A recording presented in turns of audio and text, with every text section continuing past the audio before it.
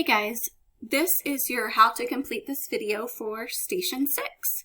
So just to remind you, in Google Classroom under Math Stations, Unit 3, Station 6 is right here.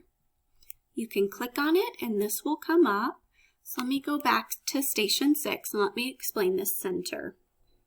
So this is a bingo game, and the team captain is going to be in charge of going over the expectations, making sure everyone's on the correct station, using the wheel of names to make sure everyone is engaged and working and getting a chance to answer, and sharing their screen. So team captains, this slide right here is the one that you'll need to share. All of the other students are going to choose a bingo card, and there's 4 to choose from. It doesn't matter which card you choose. So, team captain, with your screen displayed, you're going to choose a white card. You're going to move it to the right side of your screen, and you're going to read it. 9 and 5/10. The other students in the group are going to move their yellow marker. They're going to click on it and they're going to move it to try to find the standard form of 9 and 5/10. So for example, as I'm looking here,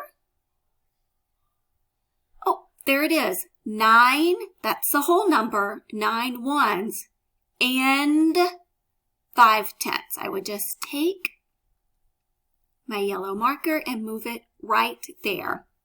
You can also take and go ahead and move a marker right here over the letter as well.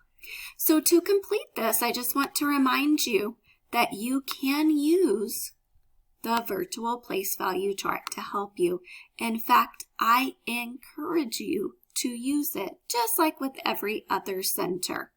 You could use it to type in it 9 and 5/10, and it'll help you visually see the decimal a little bit better.